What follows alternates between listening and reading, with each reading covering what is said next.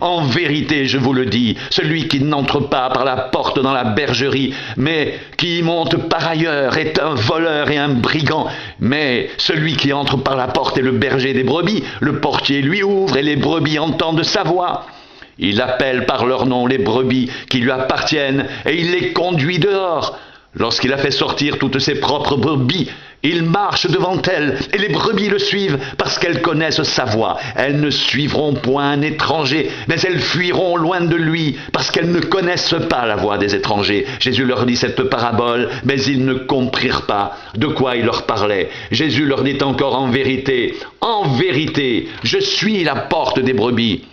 Tous ceux qui sont venus avant moi sont des voleurs et des brigands, mais les brebis ne les ont point écoutés. Je suis la porte. Si quelqu'un entre par moi, il sera sauvé. Il entrera, il sortira, et il trouvera des pâturages. Le voleur ne vient que pour dérober, égorger et détruire. Moi, je suis venu afin que les brebis aient la vie et qu'elle l'ait en abondance. Je suis le bon berger. Le bon berger donne sa vie pour ses brebis. Mais le mercenaire, qui n'est pas le berger, et à qui n'appartiennent pas les brebis, voit venir le loup, abandonne les brebis et prend la fuite, et le loup les ravit et les disperse. Le mercenaire s'enfuit, parce qu'il est mercenaire et qu'il ne se met point en peine des brebis. Je suis le bon berger, je connais mes brebis, et elles me connaissent comme le Père me connaît, et comme je connais le Père, et je donne ma vie pour mes brebis. J'ai encore d'autres brebis qui ne sont pas de cette bergerie, celles-là. Il faut que je les amène, elles entendront ma voix, et il y aura un seul troupeau, un seul berger, le Père même, parce que je donne ma vie afin de la reprendre. Personne ne me l'ôte, mais je la donne de moi-même. J'ai le pouvoir de la donner, et j'ai le pouvoir de la reprendre. Tel est l'ordre que j'ai reçu de mon Père. Il y eut de nouveau, à cause de ces paroles, division parmi les Juifs.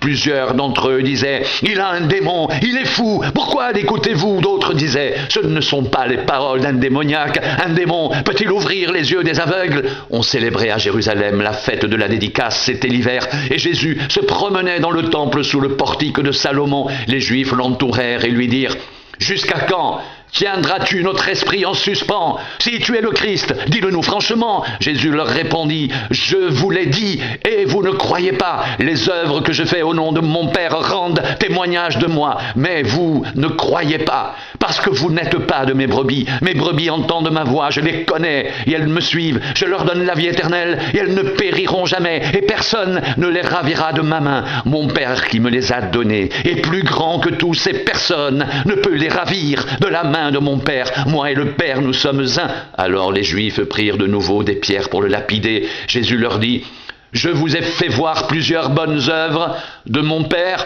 pour laquelle me lapidez-vous? Les Juifs lui répondirent, ce n'est point pour une bonne œuvre que nous te lapidons, mais pour un blasphème, et parce que toi, qui es homme, tu te fais Dieu.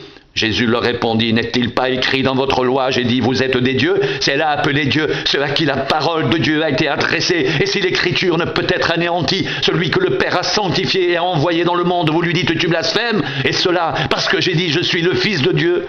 Si je ne fais pas les œuvres de mon Père, ne me croyez pas. Mais si je les fais, même si vous ne me croyez point, croyez à ces œuvres, afin que vous sachiez et reconnaissiez que le Père est en moi et que je suis dans le Père. Là-dessus, ils cherchèrent encore à le saisir, mais il s'échappa de leurs mains. Jésus s'en alla de nouveau au-delà du Jourdain, dans le lieu où Jean avait d'abord baptisé, et il y demeura. Beaucoup de gens vinrent à lui et ils disaient, Jean n'a fait aucun miracle, mais tout ce que Jean a dit de cet homme était vrai.